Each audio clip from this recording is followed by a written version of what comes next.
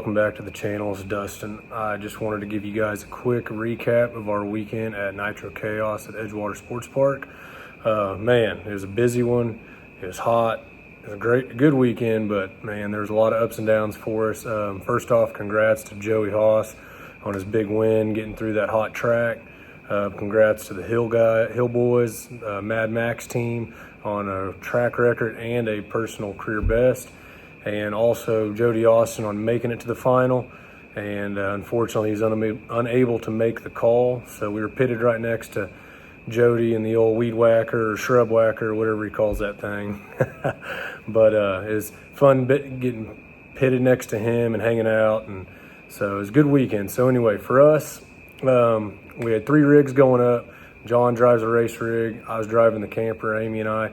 And then Brian brought his own little motorhome as well. Smooth trip for us with the hot temps and the driving. We get to the track, beautiful track. If you haven't been to Edgewater, you should. It's a haul for us, but the pit area has a lot of very tall trees that provide a lot of shade. So if you're able to pit under those, it's really nice. So awesome. Props to that track for taking such good care of the pit area and the track. So as far as temperature goes, I'm sure you guys have all heard, it was very, very hot. We did see track temps up into the 140s. So it makes it tricky. Guys like Haas that just make a butt ton of power, kind of equalizes a little bit. They're not able to go out and run the 330s, but they were able to get the win. And so, like I said, congrats to them for that. So, but as far as our car goes, we started out Q1. We made quite a few changes in the fuel system, nozzle area, and other things like that. Had high hopes for it. When we come up to do our burnout, I'm sure if you guys haven't seen already, I'll insert a clip. But John went to do his burnout, and the thumb wheel adjuster that goes on the stop for the blades on the injector hat, one of the lock nuts had vibrated loose, and it held the throttle open at burnout RPM. And so he had to abort it and killed the car with the, had to shut the car off and was unable to make it.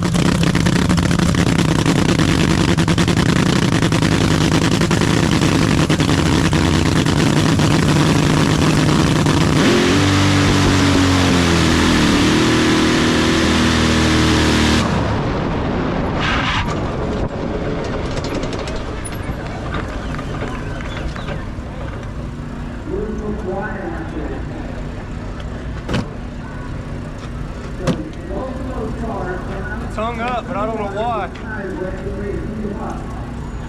So that's where that run started. So I'll fast forward, the safety safari came to push him off the track.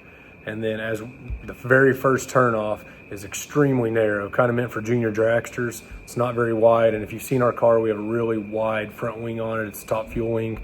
Hard to see outside that front right wheel at the edge of it. As John was turning off, he was trying to leave room for the safety safari four-wheeler, and he was about to clip the wall with the wing. Anyway, he went to grab brake to stop the car, and as he did, accidentally grabbed the fire bottle handle. I mean, it's happened to a lot of drivers, but it's kind of a pain in the butt. I'll insert a clip.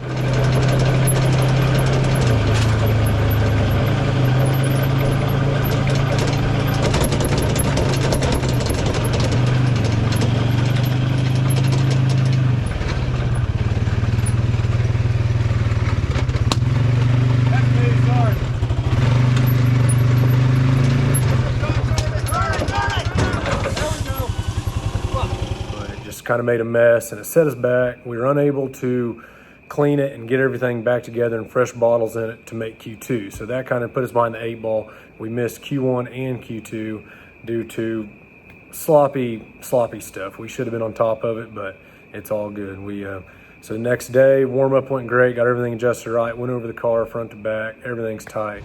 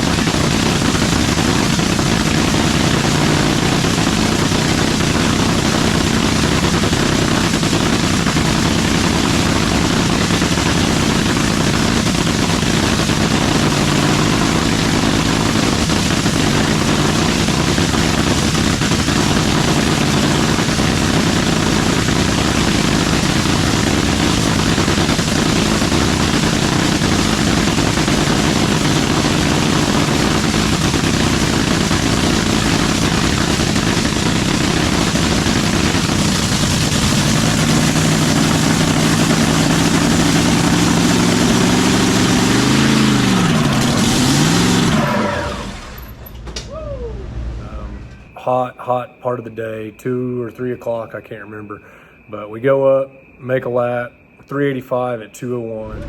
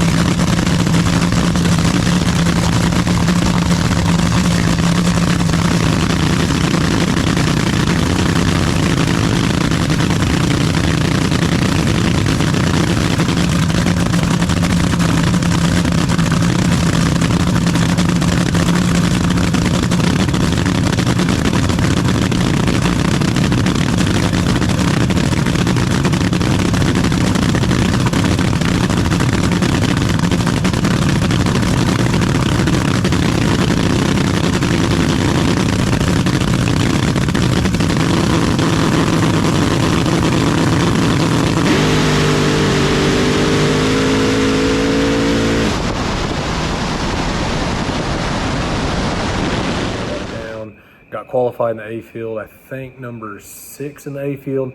That got us a first round date with Jody Austin and the old shrub whacker. So fast forward to first round, made a few changes, but like I said, again, just like in Q3, it dropped, I believe, number 5. Brian does all the data logging, so, and all the tuning. So I think he said it dropped number 5 at the hit, and it stayed out the whole run. And it had been tough to beat. John was 82 to Jody's 89 on the tree. They're both really, really good. Jody laid down at 364, and I mean, it's a tough package to beat. So congrats to him. He earned that. Wish he could have made the final.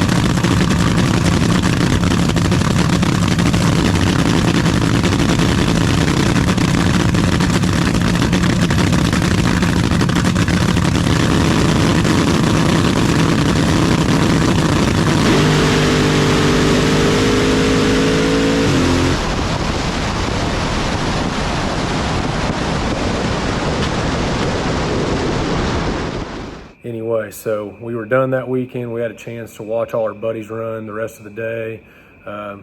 although we don't like watching from the fence, you kind of get to see some neat angles of other runs. So, but we serviced the car at the end of the day, got everything loaded up, and today is Thursday, and we leave first thing in the morning to head to Eddyville, Iowa for their Night of Fire race. We're going to be running match racing with Pete. We got 2 passes scheduled for that. Looking forward to that.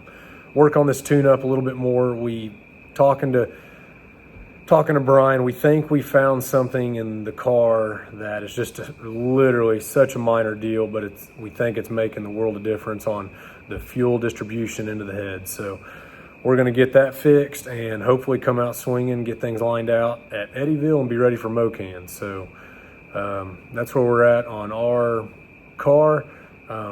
Looking forward to Mocan, and I'll insert some clips if you haven't already seen them. Thanks for watching, liking, subscribing, as everyone always says on these YouTube channels. So stand by. Hopefully I'll have more time to get some more videos of this next race, or at Eddyville. It's really, really difficult to service the clutch on the car, help out with everything else that needs done in between rounds, and get video or content, whatever you want to call it, and get it posted in time. The editing and posting and trimming, that's probably the most difficult. So that's why you guys are getting such a late video. You know, it's what, Thursday, and we raced on Saturday. So anyway, I'll see if I can get better at it, but it's going to take time. So anyway, hope you guys enjoyed it, and I'll see y'all at the next one.